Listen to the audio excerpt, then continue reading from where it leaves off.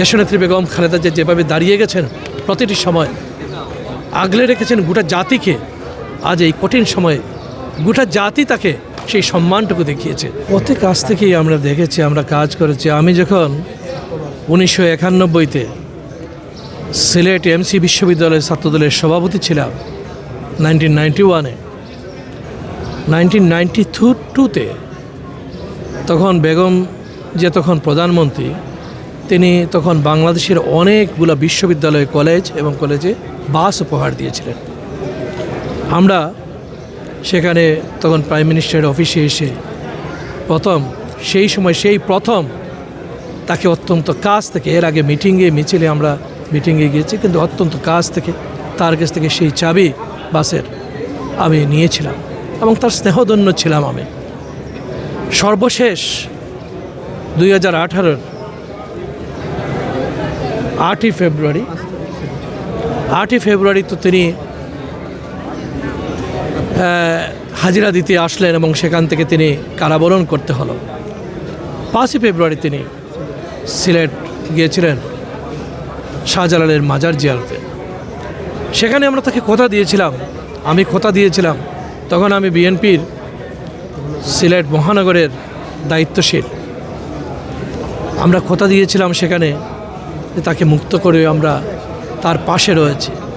আমরা হয়তো পারিনি সেদিন, তাকে দীর্ঘদিন লেগেছে, তাকে কারাগার থেকে আমরা বাহির করতে পারিনি। আজকে কিন্তু আমরা আন্দোলনকে শানিত করেছি প্রতিটি মুহূর্তে তার জন্য। সেদিন অত্যন্ত কাছে থেকে তাকে আশ্বাস দিয়েছিলাম।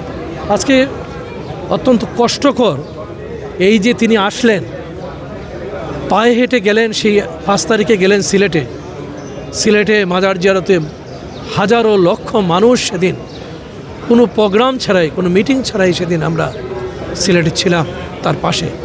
8 তারিখে তিনি, এটাই তার শেষ সফর কোনো ঢাকার বাইরে।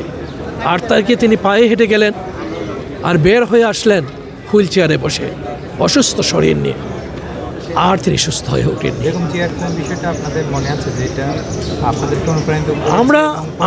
আমরা এরশাদ বিরোধী আন্দোলন করেছি। আপনারা জানেন তখন যে গোটা দেশে, বাংলাদেশে বিএনপির অবস্থাটা তখন একের পর এক, বিএনপির অনেক নেতাই তখন এরশাদের সাথে গিয়েছেন।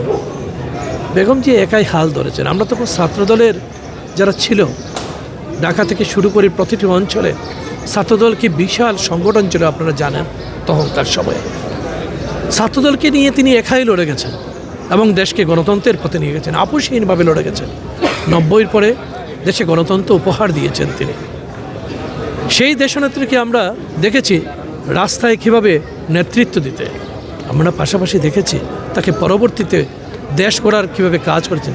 তিনি উৎপাদন এবং উন্নয়নের রাজনীতিকে কীভাবে সামনে নিয়ে গেছেন, দেশ করতে আমাদেরকে কীভাবে কাজে লাগিয়েছেন। আমরা দেখেছি তাকে 1/11-এর সেই কঠিন সময়ে কীভাবে দাঁড়িয়ে যেতে হয়। তিনি দেশ ছাড়েননি, তিনি বলেছিলেন কারাবরণে প্রস্তুত রয়েছে, কিন্তু এই দেশ ছেড়ে আমি কোথাও যাব না। তিনি দেশ ছেড়ে যাননি।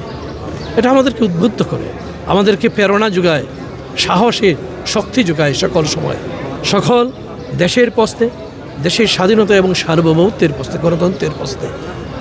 দেশনেত্রী বেগম খালেদা জিয়া যেভাবে দাঁড়িয়ে গেছেন প্রতিটি সময়, আগলে রেখেছেন গোটা জাতিকে, আজ এই কঠিন সময়ে গোটা জাতি তাকে সেই সম্মানটুকু দেখিয়েছে। গোটা জাতি তাকে অভিভাবক হিসেবে মেনে নিয়েছিল। এটাই হচ্ছে তার পাওনা, এটা তার অর্জন।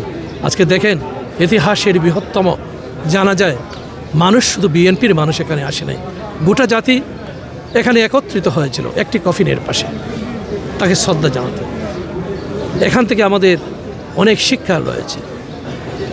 আমরা দেশের প্রশ্নে যদি অবিচল থাকি, তাহলে মানুষ কিন্তু মাথায় নিতে দেরি করে না। আর দেশের প্রশ্নে আমরা নতজানু যদি থাকি, তাহলে মানুষ ছুঁড়ে ফেলে দিতে দ্বিধাবোধ করে না। তার প্রমাণ 2024-এর 5ই আগস্ট আপনারা দেখেছেন।